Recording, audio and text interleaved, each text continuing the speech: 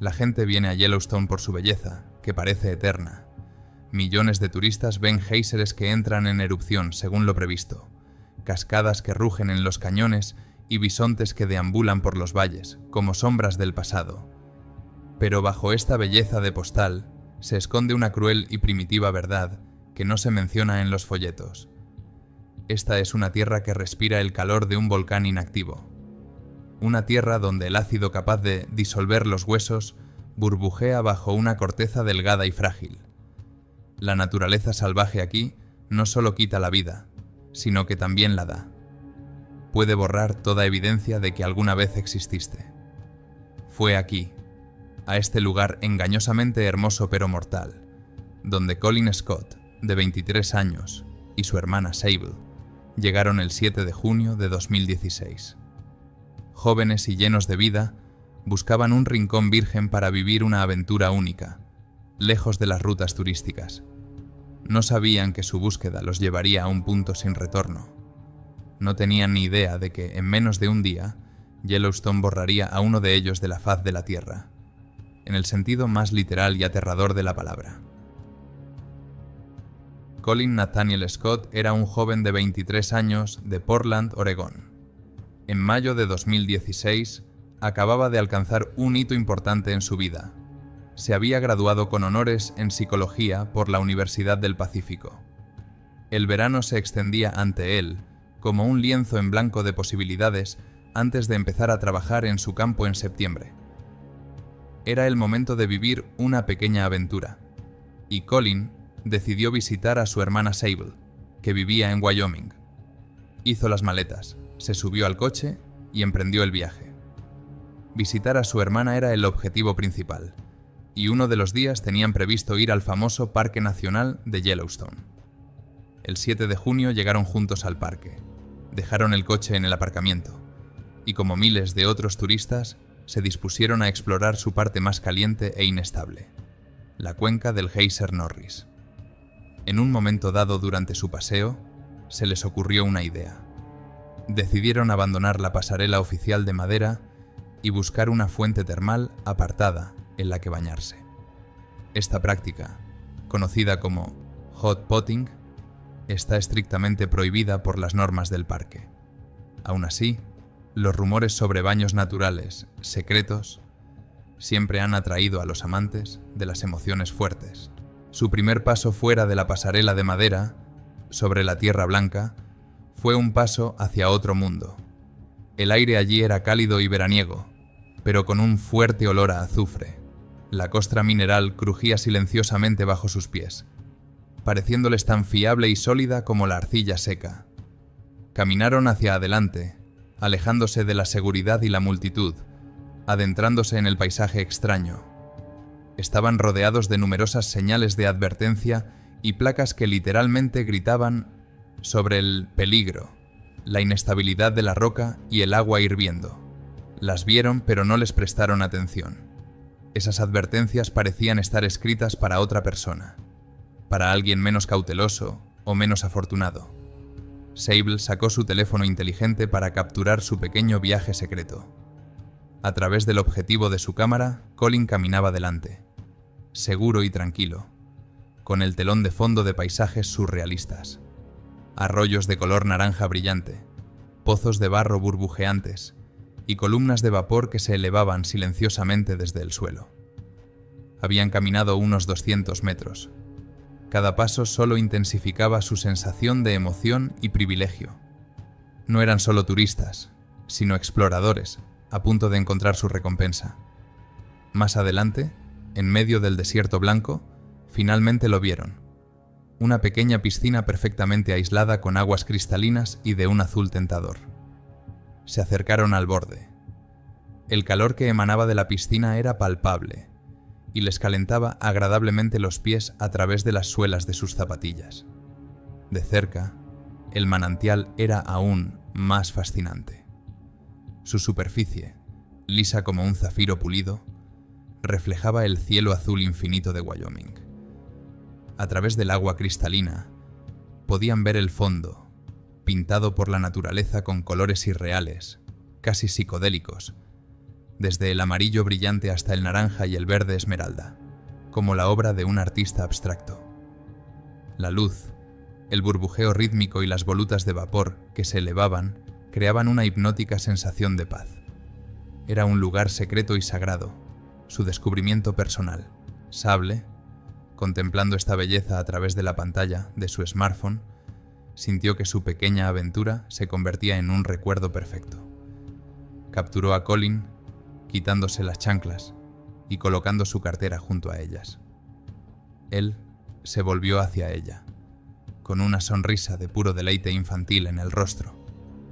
Este era el momento por el que habían venido aquí. Se arrodilló, con movimientos lentos, llenos de curiosidad y reverencia. Se inclinó sobre el agua, preparándose para hacer un gesto sencillo y natural, tocarla para comprobar su temperatura.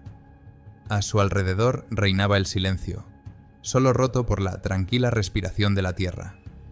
En ese momento, la ilusión de su completa seguridad y control sobre la situación alcanzó su punto álgido. El mundo se partió bajo él con el sonido de porcelana rompiéndose. Un crujido seco y quebradizo rompió el silencio, y la corteza mineral blanca, que parecía más fuerte que la piedra, se desmoronó hasta convertirse en polvo. No hubo resbalón, ni oportunidad de agarrarse. Fue una traición instantánea de la tierra, una caída al vacío. Durante una fracción de segundo, el cuerpo de Colin se congeló en el aire, y su expresión de confianza fue sustituida por una máscara de puro shock animal. Instintivamente, extendió los brazos hacia adelante, tratando de agarrarse a la realidad que se le escapaba, pero sus dedos se cerraron sobre aire caliente y húmedo. La gravedad lo empujó inexorablemente hacia adelante y hacia abajo, directamente al abrazo de la piscina aparentemente tranquila. Su caída no terminó con un chapoteo, sino con un silbido furioso y explosivo, como si la propia tierra gritara al entrar en contacto con la carne humana. Lo primero que sintió Sable fue calor. No solo calor, sino un golpe físico, como si alguien hubiera abierto de golpe la puerta de un alto horno delante de su cara. El vapor caliente le quemó la piel, le hizo llorar los ojos y le dejó sin aliento. Retrocedió y, en ese momento, su cerebro comenzó a procesar lo que veía la lente de su teléfono, que seguía grabando. El agua azul y serena se había convertido en un caldero hirviente. Su hermano, que acababa de sonreírle, luchaba en medio de ese caldero en una agonía inhumana. Vio cómo su ropa se oscurecía y se pegaba a su cuerpo, y cómo el agua a su alrededor se volvía turbia. Su grito fue breve, entrecortado, ahogado por silbidos y gorgoteos. Su propio grito se atascó en algún lugar de su garganta. Los pensamientos en su cabeza se convirtieron en un enjambre caótico. Una cuerda, un palo, cualquier cosa. Tengo que ayudarlo. Pero su cuerpo estaba paralizado, clavado en el sitio por una pared invisible de calor y puro terror. Vio la pequeña cruz de plata que llevaba alrededor del cuello aparecer y desaparecer en el agua agitada, la última isla de algo familiar y significativo en este caos apocalíptico. Cada segundo de su lucha se prolongaba en una tortura, y lo único que ella podía hacer era ver cómo su mundo se derrumbaba ante sus ojos. La lucha, que pareció durar una eternidad, terminó en cuestión de segundos. Tan repentinamente como había comenzado, se detuvo. El cuerpo de Colin se quedó flácido. Rodó sobre su espalda, y por un momento, su rostro, contorsionado por el dolor, se congeló en la superficie, mirando al cielo. Y entonces, el agua comenzó a absorberlo lentamente, casi con suavidad. Se sumergió sin salpicar, como si una mano invisible lo empujara suavemente hacia abajo. Y entonces se hizo el silencio. Un silencio ensordecedor, antinatural, solo roto por el silbido constante del vapor. El agua de la piscina se calmó. Su superficie volvió a ser lisa, con solo ligeras ondas que se extendían desde el centro, borrando los últimos rastros de lo que había sucedido. Sable se quedó inmóvil, mirando la piscina vacía. Su cerebro se negaba a creerlo. Él no podía simplemente desaparecer. pero el olor acre y nauseabundo que le llegaba a la nariz era una prueba irrefutable. Fue un momento de entumecimiento absoluto en el que la realidad se derrumbó. Y entonces, un segundo después, el entumecimiento dio paso a un miedo animal, primitivo. Se dio la vuelta y echó a correr sin mirar atrás. Lejos de ese lugar, de vuelta al mundo que una vez conoció. La carrera de sable no era como correr. Era una huida presa del pánico. Un intento desesperado de su cuerpo por alejar su mente lo más posible de la pesadilla que había visto. Cada respiración le quemaba los pulmones con aire espeso con olor a azufre, que ahora parecía ser el olor de la muerte misma. Tropezaba con piedras y terreno irregular, sin sentir dolor por los arañazos que le dejaban los escasos arbustos. El mundo se redujo a un único punto delante de ella, donde había gente, donde se aplicaban las leyes de la física, donde los cuerpos no se disolvían en agua hirviendo. En su mente, como cristales rotos, las mismas imágenes se repetían una y otra vez. La sorpresa en el rostro de su hermano, el furioso silbido del agua, la cruz de plata. Instintivamente, sacó su teléfono y miró la pantalla con la vana esperanza de ver una barra de señal, pero no había ninguna. Estaba aislada del mundo. Cuando salió tambaleándose al edificio del Museo Norris Basin, parecía un fantasma. Despeinada, con los ojos desorbitados por el terror, irrumpió en el ambiente tranquilo y climatizado, donde los turistas contemplaban perezosamente las exposiciones. La gente se volvió al oír sus sollozos ahogados. Corrió hacia el mostrador, tratando de hablar, pero solo le salían de la garganta fragmentos incoherentes de frases. Hermano, cayó, caliente, allí, agua. El empleado del parque la miró confundido al principio, pero luego, al ver el auténtico horror en sus ojos, se dio cuenta de que había ocurrido algo terrible. Inmediatamente, llamó por radio a los guardabosques. Los guardabosques de Yellowstone están acostumbrados a las emergencias, pero incluso ellos se tensaron cuando escucharon los detalles. Un equipo de rescate liderado por el subjefe de guardabosques, Logan Beres, llegó al lugar. El camino de vuelta al manantial fue angustioso. Sable, todavía en estado de shock, los guió por la misma ruta que solo una hora antes había parecido una divertida aventura. Ahora, cada geyser y cada fumarola parecían un presagio ominoso. Los guardabosques la siguieron con el rostro impasible. No hicieron preguntas innecesarias. Sus movimientos eran precisos y profesionales. Cuando llegaron al lugar, la escena confirmó sus peores temores. En el borde de la piscina, aparentemente tranquila, yacían unas chanclas y una cartera. El aire seguía siendo pesado. Uno de los guardabosques, Phil Strahl, se acercó al borde tanto como le permitía la seguridad. A través del vapor que se elevaba del agua, se veía el cuerpo de Colin. Flotaba boca arriba. No se movía. Tras evaluar la situación, la temperatura del agua, cercana a la ebullición, el terreno inestable y las lesiones aparentes y potencialmente mortales, Strahl emitió un breve veredicto que quedó registrado en el diario. Sujeto declarado muerto. El plan de rescate se convirtió instantáneamente en un plan de recuperación del cuerpo. Pero Yellowstone tenía sus propios planes para la noche. Mientras los guardabosques preparaban su equipo y discutían cómo acercarse a la fuente de forma segura, el horizonte en el oeste comenzó a oscurecerse. El tiempo en el parque cambia rápidamente y las tormentas de verano son comunes aquí. Pero esta tormenta era diferente. Se acercaba rápidamente, como una pared negra, devorando el cielo azul. El primer trueno no sonó en la distancia, sino directamente sobre ellos, haciendo vibrar el suelo. El aire se enfrió, y entonces un rayo partió el cielo, cayendo muy cerca y cegando momentáneamente a todos con un destello brillante. Laurent Beres tomó una decisión difícil, pero acertada. Continuar la operación en tales condiciones significaría arriesgar la vida de los rescatistas. Trabajar en suelo húmedo y rico en minerales durante una tormenta eléctrica era peligrosamente mortal. El equipo marcó el lugar y comenzó su retirada, dejando a Colin solo con la tormenta que se acercaba. La tormenta duró varias horas. La lluvia se mezclaba con el vapor de los géiseres y los rayos iluminaban repetidamente el paisaje desértico.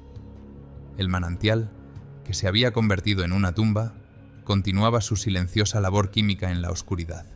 A la mañana siguiente, el 8 de junio, el equipo regresó.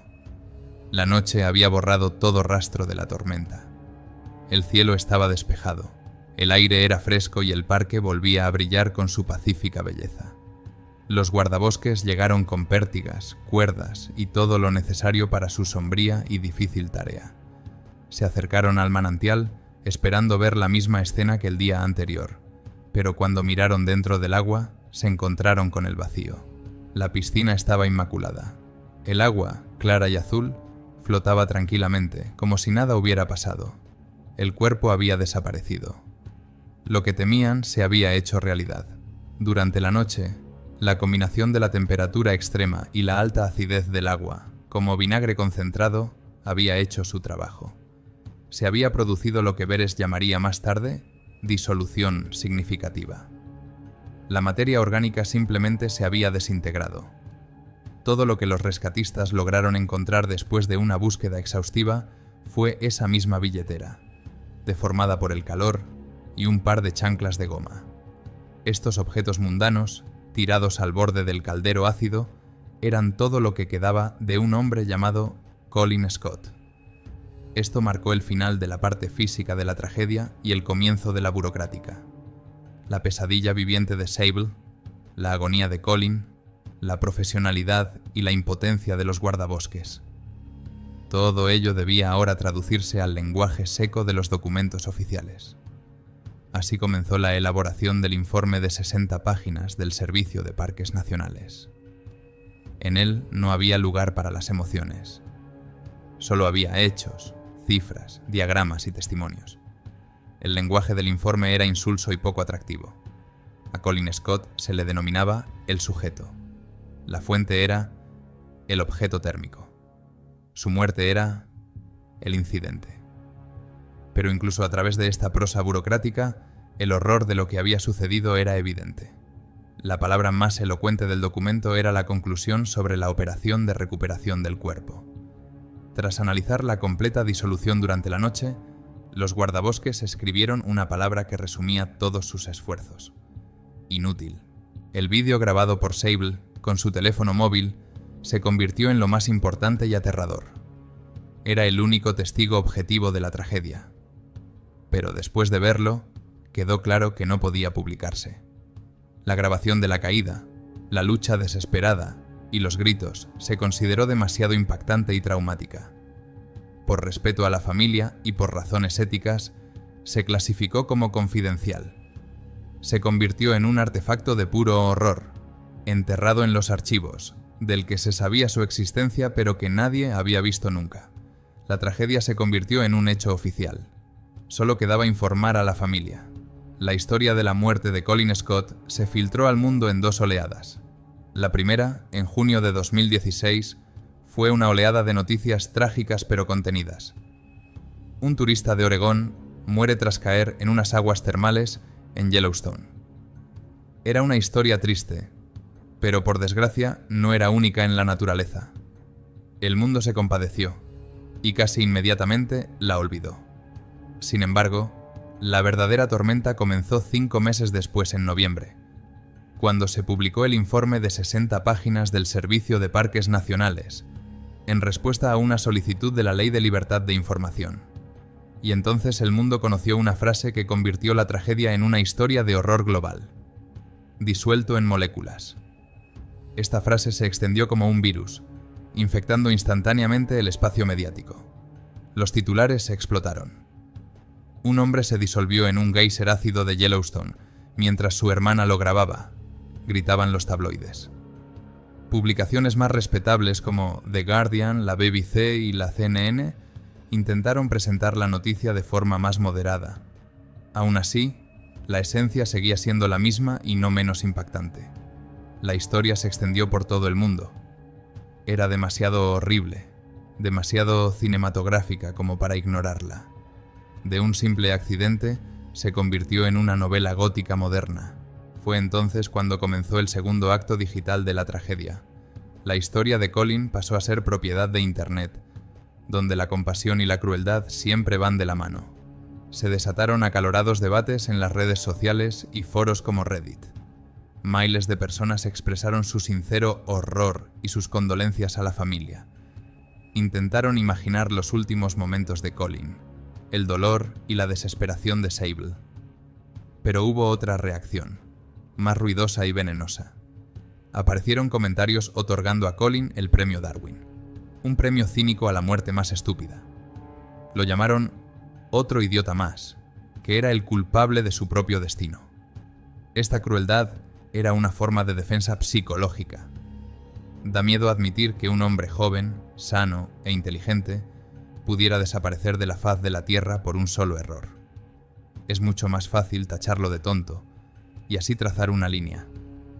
Esto nunca me pasará a mí, porque yo no soy así. La fotografía de sus chanclas solitarias tiradas al borde del manantial se hizo viral. Un meme silencioso, pero trágico, que todavía aparece periódicamente en diversos rincones de Internet. Parece que en las comunidades online, dedicadas a historias oscuras y hechos insólitos, cada vez que aparece, desata una nueva ola de controversia y una inquietante curiosidad. En medio de este caos informativo, el Servicio de Parques Nacionales libraba su propia batalla, mucho más importante. Para ellos, la muerte de Colin fue la culminación del agitado verano de 2016. Unas semanas antes, se había difundido por todo el país la historia de unos turistas que habían metido un bisonte bebé en su coche, lo que provocó su muerte.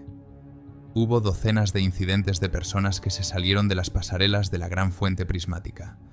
El parque se enfrentaba a una epidemia de imprudencia y necesitaba un argumento que no pudiera ignorarse. La tragedia de Colin Scott, por terribles que parezca, se convirtió en la base de ese argumento.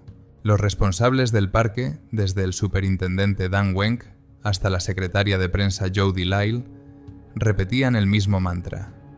Sus declaraciones, citadas por todos los medios de comunicación, estaban llenas de simpatía, pero su mensaje principal era estricto y preciso.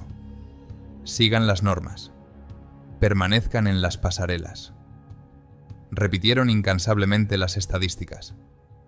Las aguas termales han matado y mutilado a más personas en Yellowstone que todos los osos, bisontes y lobos juntos. Las señales de advertencia no son recomendaciones. Son una línea trazada con sangre. En el otro extremo de esta campaña pública estaba la familia Scott. En una época en la que cualquier tragedia se convierte inmediatamente en un juicio o un programa de entrevistas público, su respuesta fue notable por su dignidad y moderación. No presentaron ninguna demanda. No hicieron acusaciones contra el parque ni contra Sable, a quienes, por cierto, las autoridades, mostrando compasión, no multaron ni acusaron de nada. Se aislaron del mundo y de la prensa, y solo emitieron un breve comunicado en el que describían a Colin como un cristiano devoto y un hombre bondadoso. Su dolor silencioso y digno fue la respuesta más contundente a las burlas y el cinismo en Internet. Simplemente lloraron la pérdida de su hijo y hermano, dejando que el mundo se enfrentara a las lecciones de su muerte. Y el mundo se enfrentó a ellas. El legado de Colin Scott resultó ser multifacético e inquietante. En primer lugar, su historia pasó a formar parte del oscuro folclore de Yellowstone. Se convirtió en una tradición oral, la historia más aterradora que los guardabosques cuentan a los turistas que se cansan de las normas cuando ven que se acercan demasiado al borde. Esta historia tiene un efecto más sustancial que cualquier señal o multa. Pinta una imagen en la imaginación que te hace dar un paso atrás. La leyenda del chico que desapareció se ha convertido en una parte tan importante del parque como el Old Geyser, solo que esta leyenda no trata sobre la belleza, sino sobre las consecuencias. El segundo legado, el más surrealista, nació en los círculos académicos. La tragedia se convirtió en un ejemplo ideal, aunque espantoso, para las clases de química orgánica. El proceso que destruyó el cuerpo de Colin es una demostración vívida de la rápida hidrólisis de las proteínas y la saponificación de las grasas bajo la influencia de altas temperaturas y un entorno ácido. Los estudiantes de química ahora estudian su muerte como un ejemplo de cómo las estructuras orgánicas complejas se descomponen en sus componentes más simples. Su fallecimiento se ha convertido en una ayuda visual involuntaria. Por último, su historia perdura en el ámbito digital como un fantasma. Vaga por recopilaciones de hechos aterradores en YouTube. Aparece en podcasts sobre crímenes reales y supervivencia. Y se menciona en vídeos cortos en TikTok. Colin Scott se ha convertido en un referente cultural, sinónimo no solo de muerte en la naturaleza, sino de destrucción total y absoluta. Es una forma extraña y aterradora de inmortalidad, otorgada por una tragedia viral. Lo más fácil sería terminar esta historia condenando a Colin, decir que recibió lo que se merecía por romper las reglas. Pero eso sería pasar por alto la lección central, más importante y más incómoda de su muerte. No se trata de estupidez, se trata de tentación. La naturaleza de Yellowstone no solo es hermosa, es seductora. Las piscinas azules y cristalinas atraen, prometiendo calidez y aislamiento. Susurran que les espera una experiencia única y auténtica si se atreven a cruzar la barrera. El deseo de Colin y Sable de encontrar un lugar así no es una anomalía. Es un anhelo humano universal de autenticidad en un mundo en el que todo parece artificial y empaquetado para los turistas. No buscaban el peligro, buscaban conexión. Su trágico error no fue el deseo en sí mismo, sino un malentendido fundamental sobre la naturaleza de aquello con lo que intentaban conectar. Yellowstone no es un parque de atracciones, es un laboratorio geológico en funcionamiento, una ventana al caótico y ardiente corazón del planeta. Las fuerzas que crean esta belleza son totalmente indiferentes a la vida humana. Funcionan según las leyes de la física y la química, no según la moralidad. Las pasarelas de madera y las señales de advertencia no son restricciones a la libertad. Son una frágil línea de tregua que la humanidad ha trazado entre su mundo ordenado y el mundo del caos primigenio. La historia de Colin Scott trata de lo que sucede cuando una persona, encantada por la belleza, cruza esa línea con presunción. Es un recordatorio de que debemos acercarnos a la naturaleza salvaje no con la arrogancia de un conquistador, sino con la humildad de un invitado. Porque aquí, en Yellowstone, la tierra siempre tiene la última palabra. Tal es esta trágica e indudablemente instructiva historia. Nos recuerda una vez más que la naturaleza salvaje no es un parque de atracciones y que su belleza a menudo va de la mano del peligro mortal.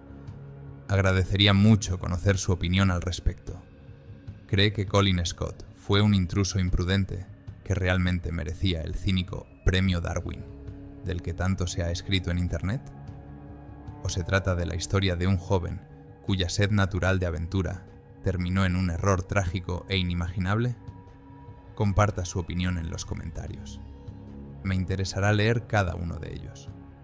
Si le ha gustado este vídeo, no olvide darle a me gusta. Suscríbase al canal para no perderse las siguientes historias interesantes y, a veces, increíbles. Cuídese y nos vemos en los próximos episodios.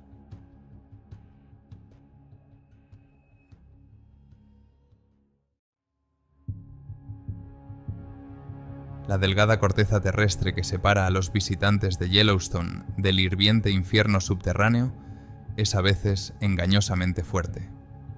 Para millones de turistas, sigue siendo solo un dato interesante en un folleto. Para Sarah Halfers y sus amigos, esta característica geológica convirtió una noche de verano del año 2000 en una pesadilla de la que aún hablan los guardas del parque. Yellowstone es más que una reserva natural. Es un reino de contrastes, donde las llanuras nevadas conviven con géiseres hirvientes y lagos tranquilos con ollas de barro burbujeante.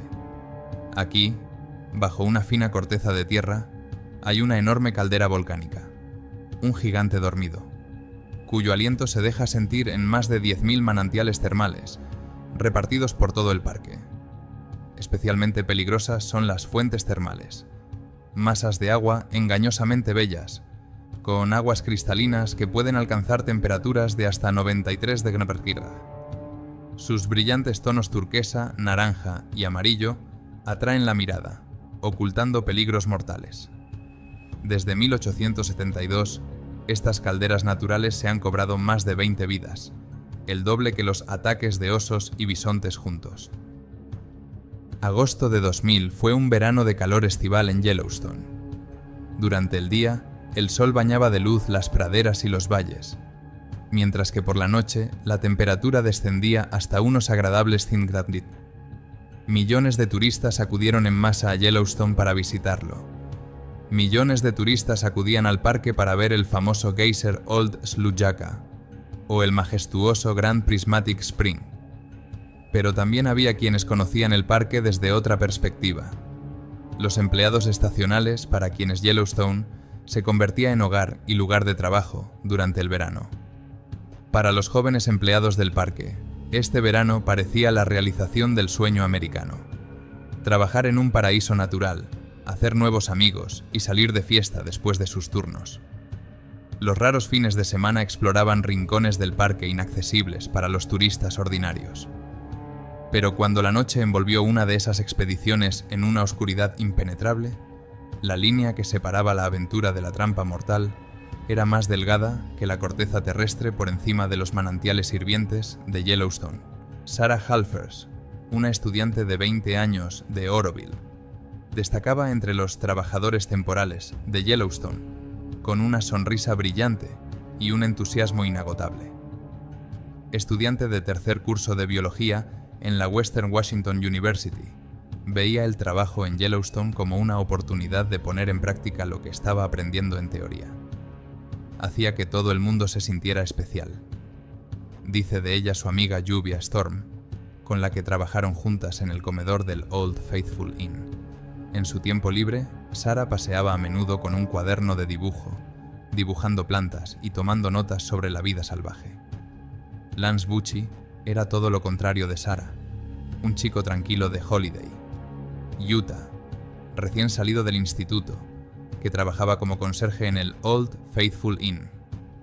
Bajo y melancólico, Lance parecía sumido en sus pensamientos, pero quienes le conocían íntimamente destacaban su fiabilidad. Vino a Yellowstone para ganar dinero antes de ir a la universidad. Tyler Montague, también de 18 años pero de Salt Lake City, trabajaba en la cocina del cercano Old Faithful Lodge. Alto, con una perpetua media sonrisa en su rostro bronceado, a menudo iniciaba viajes de acampada. A diferencia del reservado Lance, Tyler tenía el don de convertir una noche cualquiera en una aventura. A pesar de sus diferentes personalidades, a mediados de verano se consideraban un trío inseparable. Vivían en dormitorios modestos con baños y cocinas compartidos. Su rutina diaria era monótona. El turno de Sarah en el comedor, el de Lance limpiando las habitaciones, y Tyler a menudo empezaba el día en la cocina a las 5 de la mañana. Pero la vida real empezaba después del trabajo. En las cálidas tardes de verano, los empleados se reunían en los patios, donde se oían guitarras y risas. Una tradición no oficial era bañarse en las cálidas aguas del río Firehole, un lugar conocido sobre todo por los empleados del parque. El 21 de agosto de 2000 fue un día especialmente caluroso. Después de comer, Tyler sugirió una excursión al río Firehole. «Solo nos queda un mes de temporada, necesitamos tiempo para disfrutarlo», instó, de pie en el comedor. La idea no tardó en encontrar eco, y a las 4 de la tarde, el grupo de 8 personas ya había subido a 2 coches. Los 27 kilómetros por la carretera panorámica hasta el río duraron unos 40 minutos. Sarah se sentó junto a Lance, soñando con cómo algún día enseñaría estos lugares a sus padres. El lugar para nadar estaba en Lower Geyser Basin, lejos de las rutas de senderismo. Aquí el río Firehole se estaba calentando sorprendentemente. 23 Tugitate. Gracias a la escorrentía de las fuentes termales, el día pasó volando. Nadaron, compitieron en clavados y asaron salchichas en la hoguera. Sarah habló de sus planes de convertirse en exploradora. Tyler compartió anécdotas escolares. Incluso el silencioso Lance se animó. Nadie se dio cuenta de que el sol empezaba a deslizarse hacia el horizonte. «Es hora de volver», refunfuñó uno de los chicos mayores hacia las 10 de la noche. La oscuridad se cernía rápidamente sobre el parque. Aunque todos conocían los peligros del esquí de travesía nocturno, nadie había traído linternas. La excursión había sido planeada como una salida corta. El grupo se dividió. 5 se adelantaron, mientras Sarah, Lance y Tyler se quedaron atrás, haciendo las maletas. Cuando por fin siguieron, el crepúsculo ya se había convertido en oscuridad. Caminaron tranquilamente por la orilla. No había señales ni senderos en Lower Geyser Basin, solo una llanura abierta con escasos arbustos y un suelo mineral engañosamente duro. Tyler caminaba delante, intentando distinguir las siluetas del resto del grupo. Sarah se mantenía en el centro, volviéndose de vez en cuando hacia Lance. De repente, Tyler aminoró el paso, alerta ante un obstáculo. A la tenue luz de las estrellas, los tres distinguieron una delgada franja de agua que cruzaba su camino. En circunstancias normales, se habrían limitado a rodearla, pero el cansancio y la oscuridad les habían quitado la vigilancia. El arroyo parecía estrecho, de no más de medio metro de ancho. Sarah sugirió la solución más sencilla: cruzar el obstáculo. Tyler aceptó de inmediato. Lance, siempre más cauto, dudó un momento, pero luego cedió a la decisión de la mayoría. Se colocaron uno al lado del otro, preparándose para cruzar el obstáculo de un salto sincronizado. Lo que confundieron con un arroyo era en realidad el borde de Cavern Spring, un profundo manantial caliente con una temperatura de 79 degrees. La vegetación camuflaba sus límites, creando la ilusión de tierra firme. A la orden de Tyler, se levantaron simultáneamente del suelo. Sus pies aterrizaron sobre una frágil costra de depósitos minerales, que se derrumbó inmediatamente bajo su peso. En un instante, los tres estaban en el agua hirviendo. Sarah completamente sumergida y Lance y Tyler con el agua hasta el cuello. Sus gritos desesperados rompieron el silencio de la noche. Ninguno de ellos se dio cuenta de que aquel salto sobre lo que parecía un arroyo cualquiera se convertiría en un salto al abismo. Un instante que cambiaría para siempre la trayectoria de sus destinos, y sería una cruel prueba de las capacidades humanas. El primer grito, desgarrador e inhumano, cortó el silencio nocturno del parque de Yellowstone.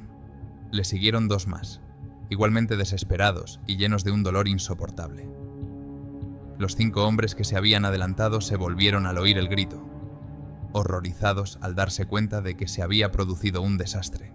El agua de Cavern Spring estaba tan caliente como para hervir un huevo en segundos. Pero para Sarah, Lance y Tyler fue como si todo ocurriera a cámara lenta. El shock inicial de la inmersión fue reemplazado por un dolor hirviente cuando el agua hirviendo penetró instantáneamente a través de sus ropas hasta su piel. En un intento desesperado por salir, Lance y Tyler se aferraron a los bordes del manantial, que se rompían bajo sus manos. Sarah, que estaba en la parte más profunda del manantial, a unos 3 metros de profundidad, quedó completamente sumergida en el agua. Cuando salió a la superficie, su grito fue desgarrador. El agua hirviendo le quemaba los ojos, penetraba en sus vías respiratorias y le impedía respirar.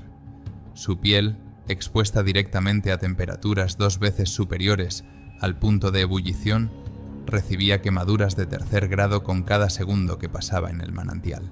Lance, cuyos pies habían tocado el fondo de la parte menos profunda del manantial, intentó salir apoyándose en el borde suelto.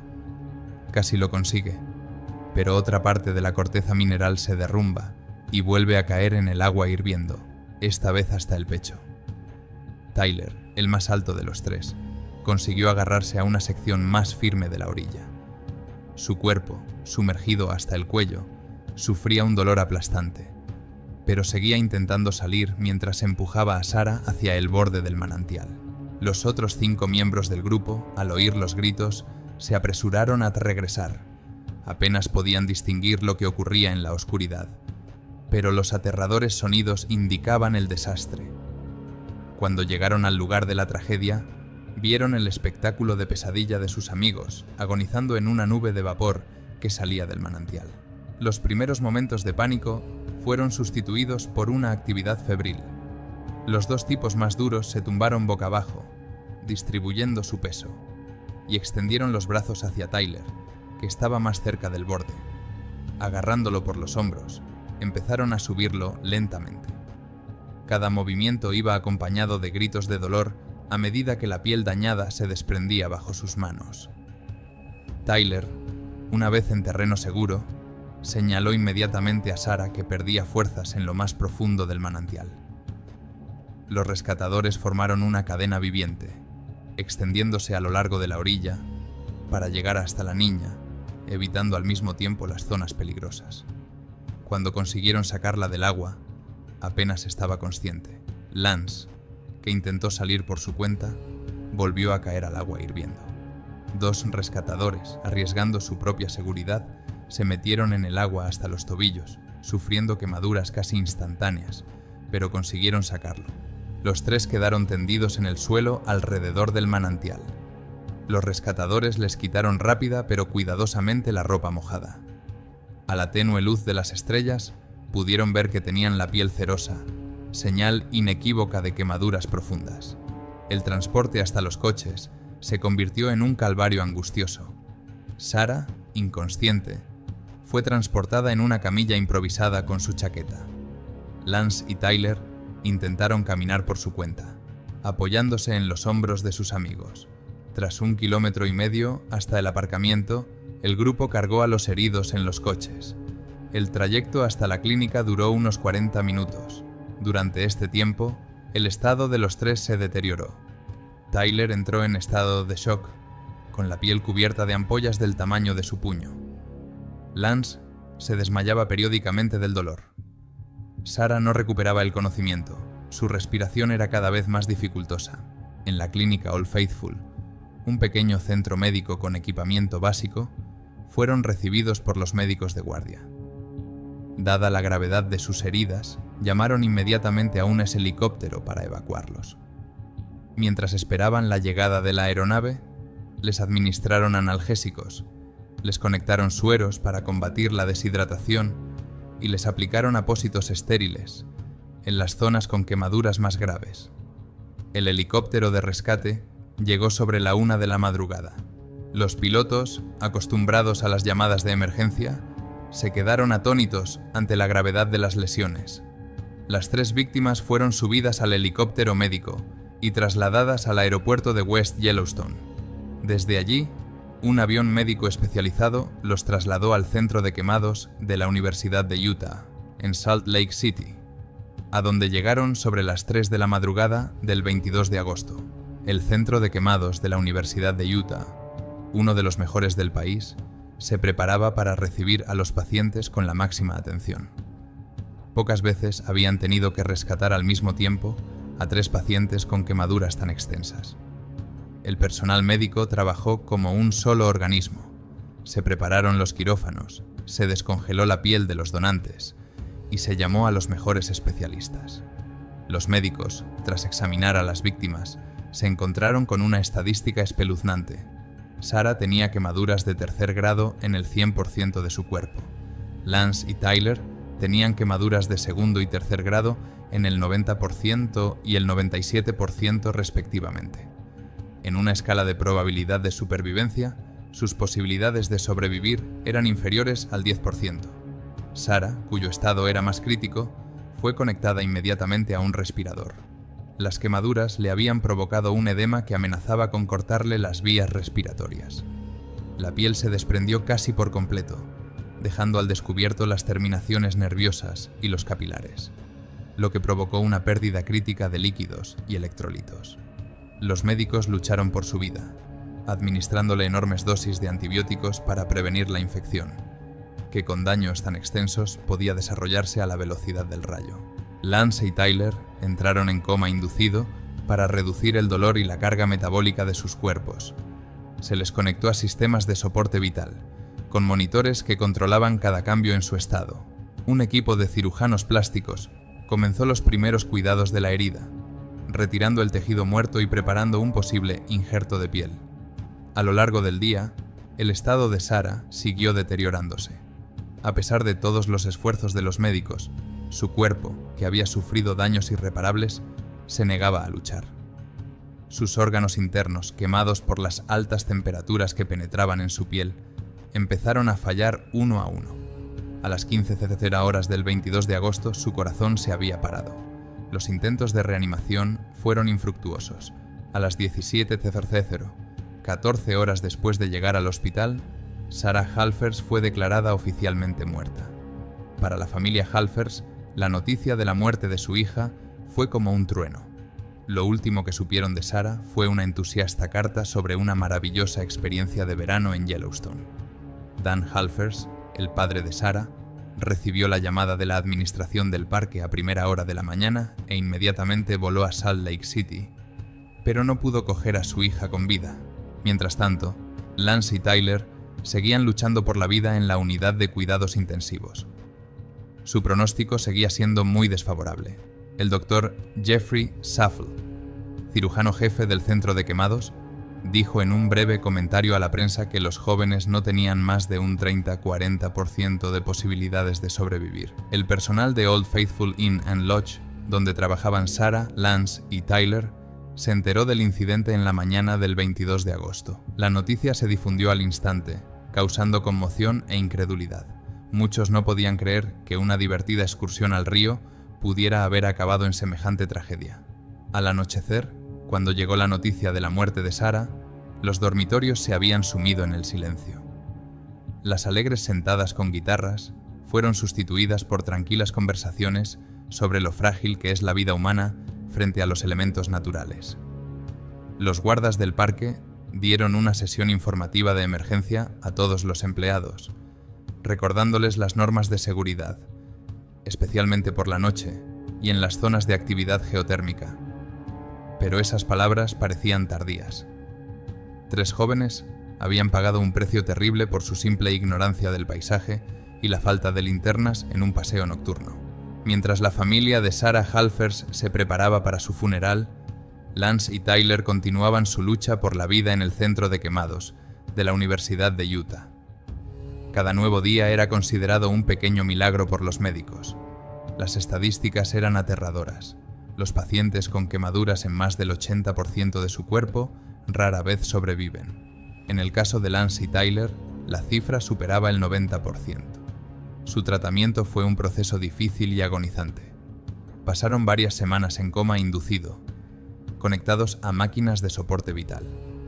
Sus cuerpos, cubiertos de graves quemaduras, requerían una atención constante. Las enfermeras cambiaban los vendajes cada pocas horas, trataban sus heridas con soluciones antibacterianas y vigilaban el menor signo de infección, una de las principales amenazas para los pacientes con quemaduras extensas. Las intervenciones quirúrgicas se sucedían. Los cirujanos retiraban el tejido muerto, tratando de preservar la mayor cantidad posible de piel sana. Pero con lesiones tan extensas, esto era casi imposible. El injerto de piel era el siguiente paso. Se utilizaron todos los métodos disponibles para cubrir las heridas. La propia piel de los pacientes de las pocas zonas intactas, piel de donantes y sustitutos de piel artificial. A principios de septiembre, Lance y Tyler empezaron a recuperar la consciencia. Los primeros días tras el coma estuvieron llenos de dolor y desorientación. No recordaban los últimos acontecimientos antes de la tragedia, pero las sensaciones físicas volvían con una claridad despiadada. Los cirujanos plásticos advirtieron que la recuperación llevaría meses, posiblemente años. A finales de otoño, ambos pacientes habían mejorado lo suficiente como para ser trasladados de la unidad de cuidados intensivos a una sala normal. Lance aprendió a comer solo, aunque sus manos llenas de cicatrices apenas podían hacerlo. Tyler dio sus primeros pasos con un andador. Sus rostros, relativamente menos dañados, porque sus cabezas estaban por encima del agua, habían cambiado hasta hacerse irreconocibles, y las cicatrices y la piel estirada distorsionaban sus rasgos antaño juveniles. A los retos físicos se sumaban los psicológicos.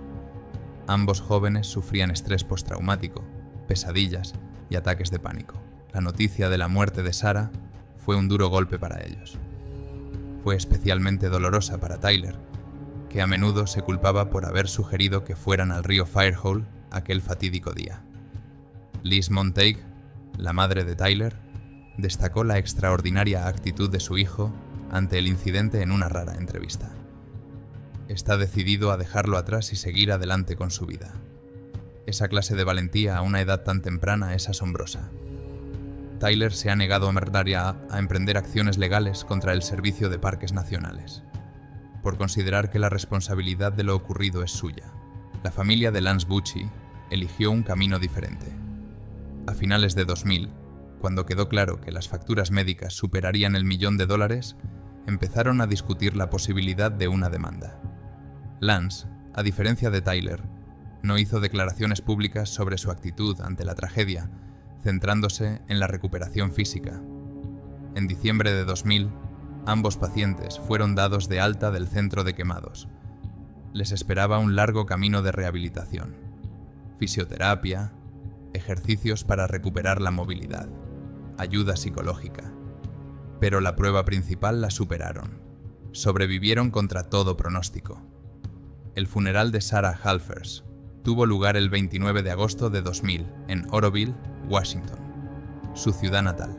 Más de 300 personas acudieron a despedir a la niña que soñaba con ser bióloga y estudiar la vida salvaje. Entre las flores y las fotos de una Sarah sonriente, destacaba una imagen tomada en Yellowstone. Sarah de pie frente a un geyser, feliz y llena de vida. Sus profesores la recordaban como una estudiante brillante que recibía becas por su excelencia académica. Sus amigos hablaban de su risa contagiosa y su amor por la aventura. Su amiga Lluvia Storm, que trabajaba con Sarah en el Old Faithful Inn, la citó diciendo poco antes de la tragedia: «Si me voy, diles que he tenido una vida maravillosa, sin remordimientos».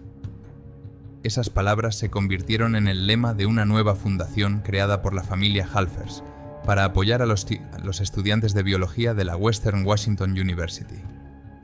En Yellowstone, el recuerdo de la tragedia se mantuvo vivo en conversaciones tranquilas entre los miembros del personal.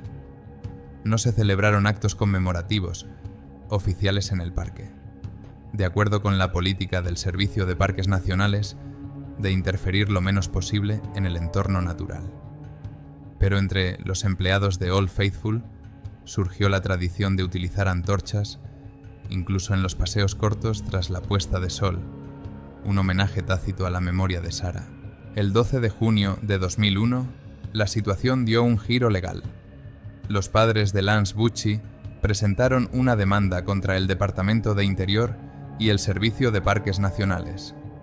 Pedían una indemnización en virtud de la Ley Federal de Reclamaciones por agravios para cubrir los enormes gastos médicos y una compensación por el sufrimiento físico y psicológico de su hijo. El principal argumento de los demandantes era la falta de señales de advertencia y vallado en la zona de Cavern Spring. Sostenían que el gobierno había sido negligente al no advertir adecuadamente de los peligros de la fuente termal y al no tomar medidas para prevenir incidentes similares. El Servicio de Parques Nacionales presentó argumentos contrarios. Sus representantes subrayaron que el incidente se produjo en una zona rural donde la instalación de señales era contraria a la política de preservar la vida salvaje en su estado natural. Además, las víctimas eran empleados del parque, que habían recibido formación en materia de seguridad, incluidas advertencias sobre los peligros de las zonas geotérmicas.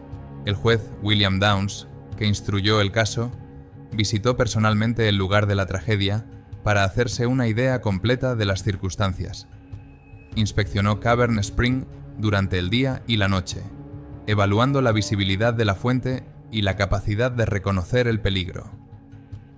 El 6 de febrero de 2004, tras casi 3 años de batallas legales, el juez Downs falló a favor del Servicio de Parques Nacionales, desestimando la demanda de la familia Bucci. En su sentencia, citó el precedente del Parque Nacional de Zion y subrayó que la política del Servicio de Parques de Conservación y mínima interferencia con las zonas de interior tenía una base legítima. El juez señaló que colocar señales de advertencia en cada uno de los miles de yacimientos geotérmicos no solo era poco práctico, sino que habría comprometido la estética y la integridad natural del parque. En 2003, Lance Bucci y Tyler Monteith habían recorrido un largo camino en su recuperación. Físicamente, nunca volvieron a ser los mismos.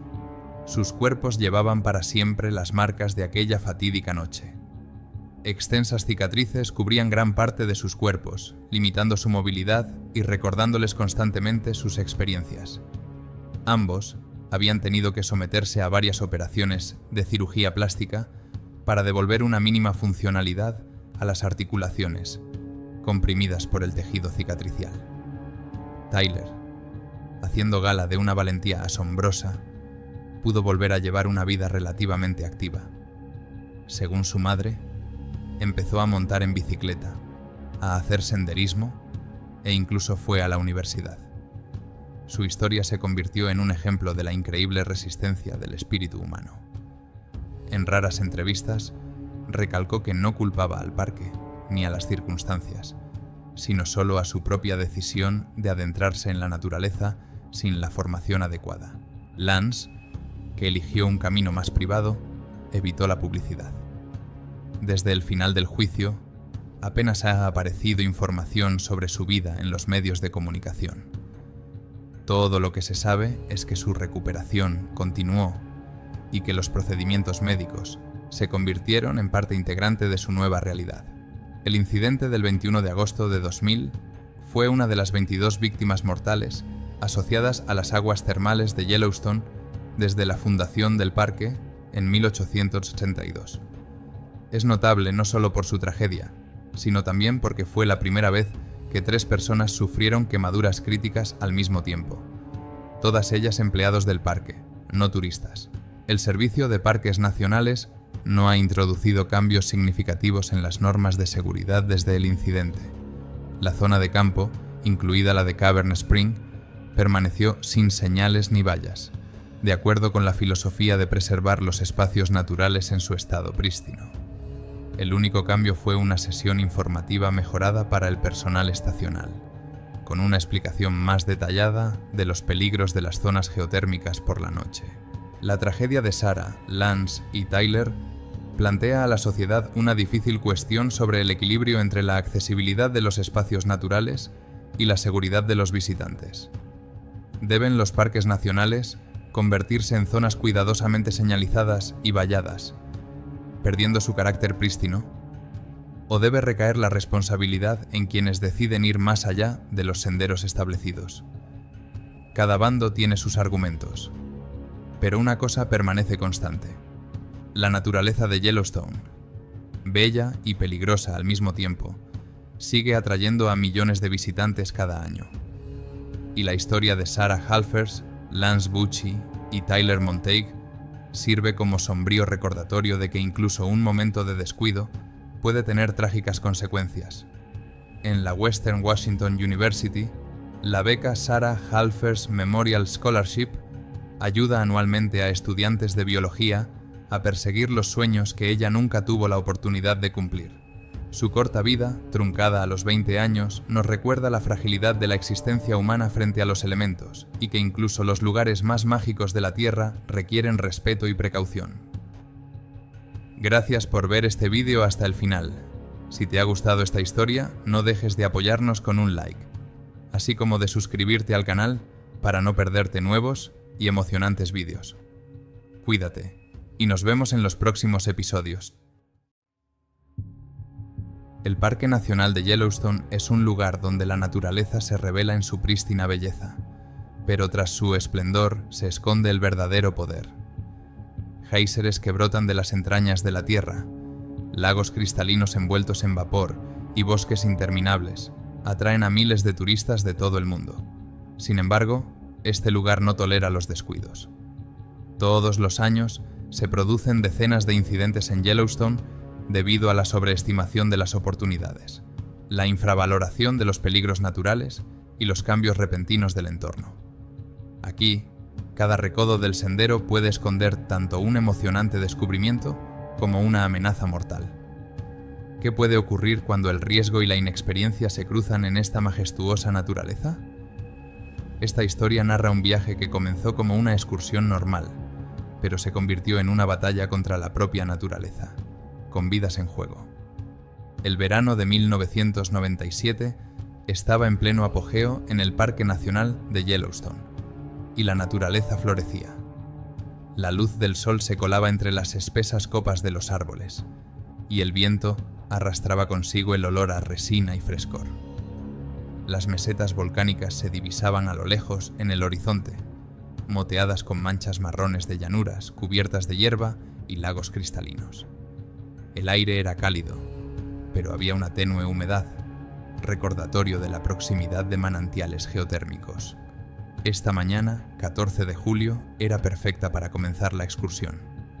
Annie Fields, una exatleta de 29 años y senderista experimentada, estaba de pie junto al mapa colgado en la pared del centro de visitantes, estudiando la ruta.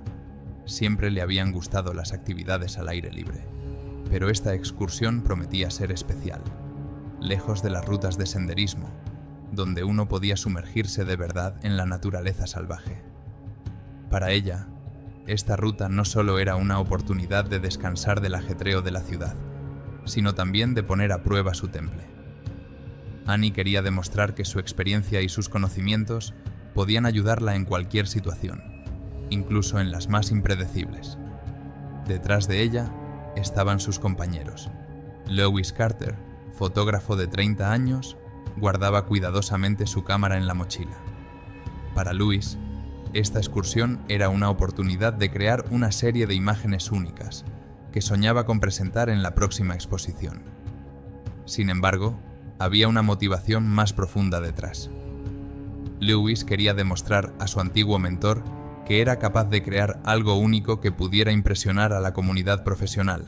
El tercer participante, Brian Hall, de 27 años, frotaba nerviosamente las correas de su mochila. A diferencia de sus amigos, él era nuevo en esto de acampar. Trabajando como contable, rara vez se aventuraba fuera de la oficina, pero las súplicas de Annie y Lewis le habían incitado a ir con ellos. Para él, esta acampada no solo era una oportunidad de pasar tiempo con sus amigos, sino también una forma de vengarse de una exnovia que una vez le había llamado predecible y aburrido. Brian quería demostrar a todo el mundo, incluido él mismo, que era capaz de tener un comportamiento arriesgado e inusual. Annie calculó la distancia hasta la primera parada de descanso, situada al pie de una colina baja conocida como Pine Ridge. Debían de tardar unas 3 horas en llegar. También observó que las aguas termales que planeaban visitar no estaban marcadas en el mapa turístico y se encontraban en una zona remota. Esto añadía singularidad a la ruta y prometía nuevos descubrimientos. Brian escuchó sus palabras, sintiéndose a la vez interesado y ligeramente ansioso, pero no puso objeciones. Su punto de partida fue el centro de visitantes, situado a la entrada del parque, conocido como el Centro de Viajeros de Madison. Allí registraron su ruta, dejando los detalles de su camino previsto y la hora aproximada de regreso. La calma de la mañana lo hizo fácil. El sendero, conocido como Bear Ridge, serpenteaba entre un denso bosque rodeado de los sonidos de la naturaleza. Annie caminaba con confianza, consultando el mapa. Lewis se detenía periódicamente para hacer fotos, intentando captar la belleza de la naturaleza circundante. Y Brian, que seguía al grupo, intentaba mantener el ritmo, observando lo que ocurría a su alrededor. A mediodía, el calor se había intensificado y el grupo se tomó un descanso junto al arroyo para reponer agua. Annie les recordó la importancia de hacer un uso frugal de los recursos, ya que las fuentes de agua serían poco frecuentes. El sendero de Bear Ridge se hizo más empinado, obligando a los viajeros a hacer breves paradas para recuperar el aliento.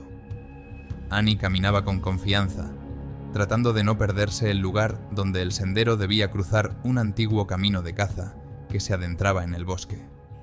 Lewis la seguía, sacando de vez en cuando su cámara para tomar instantáneas, y Brian, visiblemente nervioso. Las inusuales condiciones de la caminata empezaban a pasarle factura. Los zapatos le rozaban los pies, el calor le cansaba cada vez más, pero intentaba no quejarse para no parecer débil. A mediodía, el calor se hacía palpable. El grupo llegó al lecho seco de un arroyo, donde Annie sugirió un breve descanso. Consultando la brújula, observó que la siguiente fuente de agua estaba a 1 hora de camino.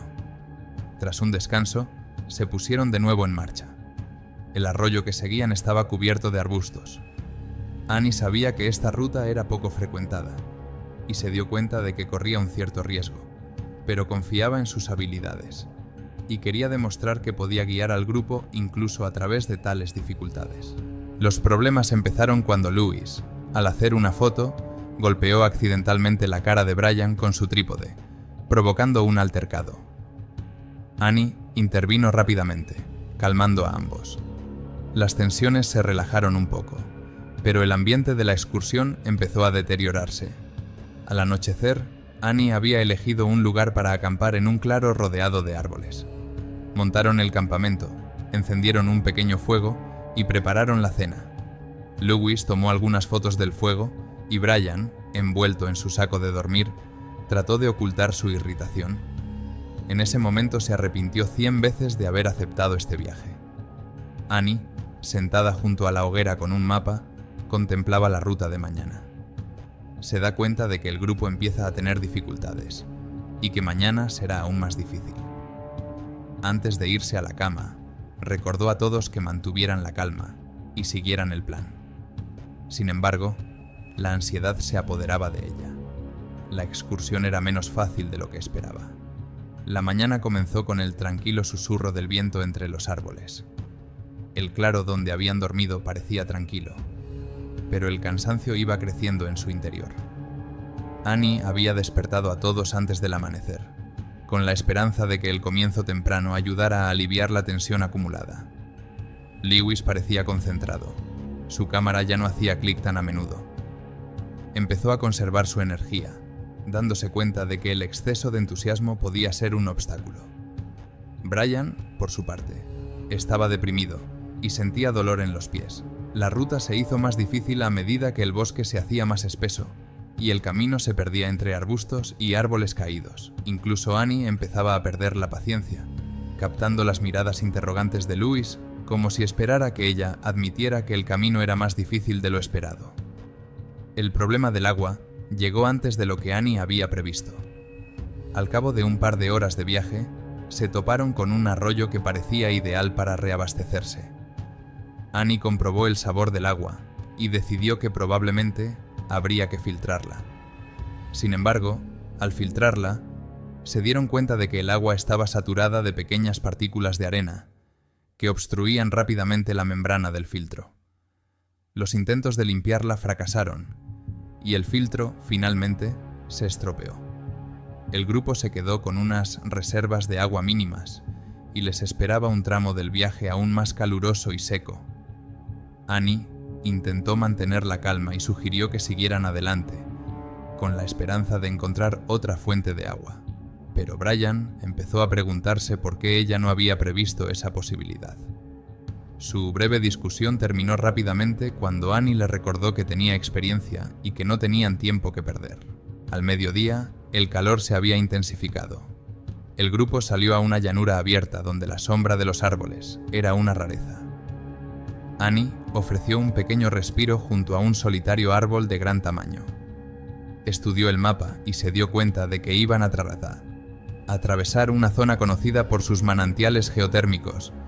Recordó a todos que tuvieran cuidado de no desviarse de la ruta. Hacia el atardecer, Annie se dio cuenta de que Brian se había quedado muy rezagado. Lewis se ofreció a esperarle, y pronto les alcanzó, respirando con dificultad y quejándose de dolor en los pies por las ampollas. Su mochila parecía torcida, y Annie decidió que habría que redistribuir parte del equipo. El grupo siguió adelante, pero a paso lento. La noche trajo frío, pero también aumentó la ansiedad. Annie se quedó despierta dándole vueltas al filtro de agua y al deterioro de las condiciones. Tuvo la premonición de un grave calvario, pero lo ocultó, tratando de mantener la confianza del grupo. A la mañana siguiente, soplaba un viento gélido y el cielo estaba gris. El bosque era inquietante y Annie despertó a todos temprano para cruzar más rápido la llanura de aguas termales, dándose cuenta de que cada minuto era importante. El camino hacia las termas fue más difícil de lo esperado. El suelo bajo sus pies se volvía más blando y había un ligero olor a azufre en el aire. Annie advirtió a todos que caminaran despacio y con cuidado. La llanura con los géiseres parecía engañosamente tranquila. La hierba verde ocultaba zonas peligrosas debajo, pero Annie pensó que la ruta era suficientemente segura. Brian, que caminaba ligeramente por delante, se había equivocado de camino. Sus pasos se volvieron inseguros cuando sintió que el suelo bajo sus pies empezaba a asentarse. Un momento antes de que ocurriera, consiguió gritar, pero su pie derecho ya se había hundido en el agua hirviendo. Un grito de dolor hendió el silencio de la mañana. Annie y Lewis corrieron hacia él, intentando no caer en la misma trampa. Brian luchaba por sujetarse, pero su rostro se contorsionaba de dolor. Annie se recompuso rápidamente y le ayudó a salir a tierra firme. La herida era grave. La pierna derecha de Brian, sumergida en el agua hirviendo, estaba cubierta de profundas quemaduras. La piel se hinchaba y se volvía marrón rojiza en algunas partes, con burbujas visibles en la superficie. El dolor era insoportable. Le desgarraba por dentro y por fuera, como si miles de agujas se clavaran en su pierna con cada movimiento. Brian, jadeante, se agarró a la hierba, intentando hacer frente al ataque de pánico. Annie se curó rápidamente la herida, sintiendo que le temblaban las manos al darse cuenta de la gravedad de la situación. Le puso una venda para evitar que se infectara, pero se dio cuenta de que no sería suficiente. Necesitaba ayuda profesional. Brian apenas podía mantenerse en pie y cada paso le producía una nueva oleada de dolor, lo que convirtió el viaje en un reto para todo el grupo. «Haremos una camilla», dijo Annie, intentando mantener la calma. Lewis asintió, y los dos empezaron a buscar materiales. Ramas de árbol y correas de mochila se convirtieron en la base de la improvisada estructura. La fabricación de la camilla llevó varias horas, durante las cuales Brian trató de lidiar con el dolor tumbado a la sombra de un árbol. Cuando la camilla estuvo lista, colocaron cuidadosamente a Brian sobre ella. Lewis y Annie lo cargaron, deteniéndose a menudo para recuperar el aliento. Cada pausa iba seguida de una discusión sobre si regresar a los senderos conocidos o seguir avanzando con la esperanza de acortar el camino hasta la ayuda. Annie insistía en que regresar por el difícil terreno llevaría demasiado tiempo y recursos. Lewis, por su parte, se inclinaba por regresar, señalando que podrían aguardarles peligros aún mayores. «No puedo», susurró Brian. «Decídete. Hazlo rápido». Annie, mirando a su agotado amigo, replicó: «Nos adelantaremos. Así será más rápido». Lewis asintió, dándose cuenta de que probablemente tenía razón. Su velocidad disminuyó considerablemente, y la ruta que deberían haberles llevado un par de horas se alargó durante todo el día. Annie volvió a consultar el mapa, tratando de encontrar un camino que redujera el tiempo, pero el denso bosque y el difícil terreno no dejaban otra opción. Al atardecer, el grupo llegó a un pequeño claro al pie de la colina. Allí decidieron acampar. Annie, agotada física y emocionalmente, se sentó junto al fuego a mirar el mapa. Se dio cuenta de que la situación era crítica y tenía que ser decidida. La noche no solo trajo frío, sino también ansiedad. Los sonidos procedentes de las profundidades del bosque hacían que el silencio fuera aterrador. Annie permaneció despierta, escuchando los crujidos y reflexionando sobre la ruta. Louis estaba sentado junto al fuego casi apagado, frotando nerviosamente la correa de su mochila. Se sentía inquieto, incapaz de encontrar su lugar entre los sonidos que parecían cada vez más cercanos. Aunque intentaba concentrarse en los detalles de mañana, su atención se desplazaba continuamente hacia la oscuridad circundante. Brian, tumbado un poco más lejos, gemía en silencio mientras dormía. Su estado empeoraba. Por la mañana, los ruidos del bosque habían disminuido gradualmente, pero la ansiedad persistía. El grupo se despertó antes de los primeros rayos del sol, conscientes de que el retraso podía ser fatal.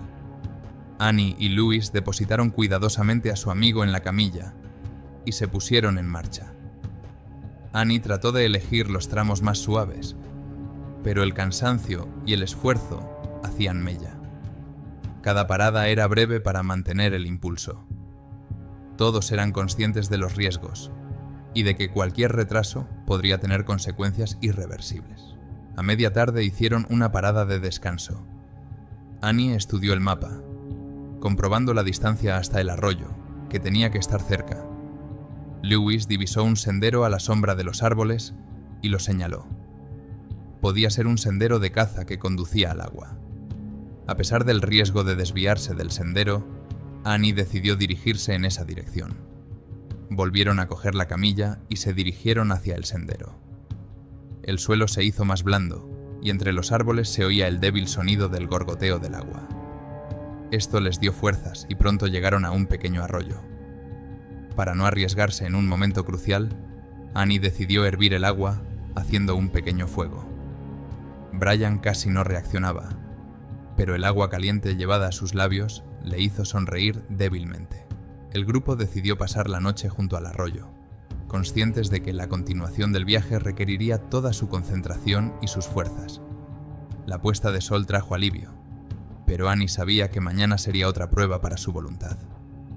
La noche junto al arroyo transcurrió sin incidentes, pero el sueño no trajo el alivio que ella esperaba. Lo primero que hizo Annie fue comprobar el estado de Brian. Su pierna tenía aún peor aspecto, así que se la vendó y le administró anestesia, con la esperanza de que redujera las posibilidades de infección. Le preocupaba que el calor, que aumentaba por momentos, pudiera acabar con sus fuerzas. Reunidos, volvieron a coger la camilla e iniciaron la lenta marcha hacia adelante. Annie esperaba llegar a los senderos principales en un día. Sin embargo, el terreno se volvía cada vez más difícil. Los estrechos senderos fueron sustituidos por empinadas subidas y bajadas, y la densa vegetación ralentizó su avance. Hacia el atardecer, cuando el sol empezaba a ponerse, el grupo se topó con una vieja cabaña en ruinas. Fue un descubrimiento inesperado, pero Annie lo valoró inmediatamente como una oportunidad para pasar la noche. La cabaña estaba vacía, con las paredes nudosas y el tejado podrido, pero aún así ofrecía protección frente a los posibles peligros de la noche. Llevaron con cuidado a Brian al interior y lo acomodaron sobre la improvisada cama. Louis encendió un pequeño fuego cerca de la entrada para calentar algunos restos de comida. La noche volvió a traer ansiedad. Annie no podía deshacerse de la sensación de que alguien o algo los estaba observando. El bosque, normalmente lleno de sonidos, estaba ahora inquietantemente silencioso. Después de pasar la noche, iban a salir de la cabaña y continuar su camino. Pero cada uno de ellos sabía que con cada día que pasaba sus posibilidades de escapar se volvían más y más esquivas. Al atardecer del día siguiente, llegaron a una colina que dominaba el valle. Annie divisó signos de presencia humana. Un viejo sendero que conducía a la carretera principal. Era una verdadera esperanza para los días difíciles del viaje. A pesar del cansancio, decidieron seguir adelante. Annie y Louis empezaron a creer que la salvación estaba cada vez más cerca. Cuando oscureció, se detuvieron junto al sendero. Annie y Louis montaron un pequeño campamento y Brian finalmente se durmió. Al amanecer, el grupo se levantó.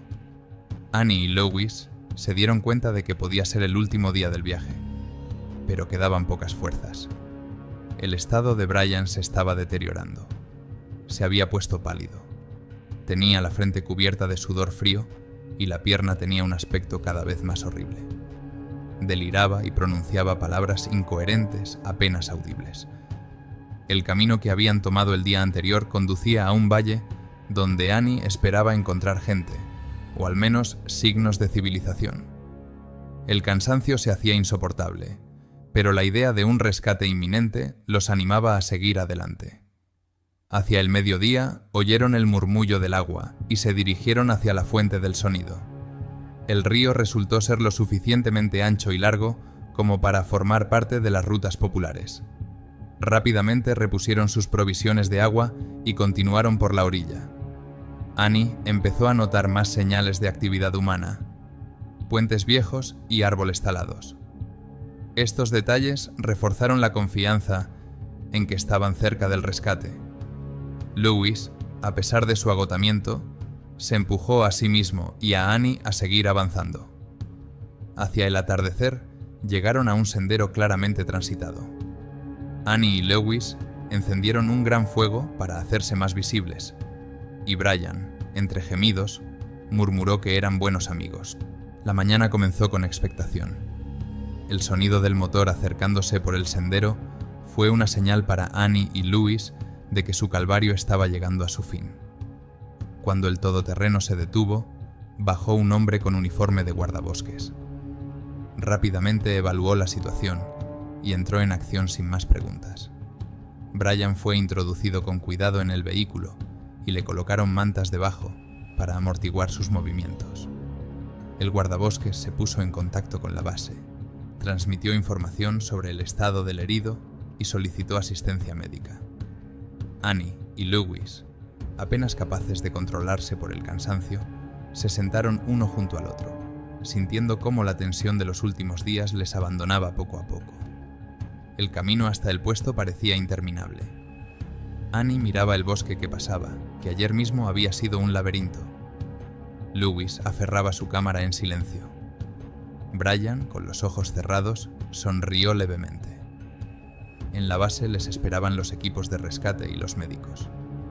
Brian fue trasladado inmediatamente a una camilla y empezaron a examinarlo. Preguntaron a Annie y Lewis. Annie explicó brevemente que estaban perdidos y que Brian se había herido al caer bajo el suelo de una de las fuentes termales. Cuando los colocaron en la sala de descanso, Annie se sintió extrañamente vacía. Miró a Lewis, que bebía té caliente en silencio, y se dio cuenta de que las cosas podrían haber acabado de otra manera. Su rescate no fue solo el resultado de sus esfuerzos, sino también un feliz accidente. Más tarde, en el hospital, Brian se recuperó poco a poco. Sus quemaduras requerían un largo tratamiento, pero los médicos le aseguraron que se recuperaría. A menudo preguntaba por Annie y Lewis, llamándolos sus salvadores. Eso les conmovía hasta lo más hondo, porque en su opinión solo hacían lo que tenían que hacer.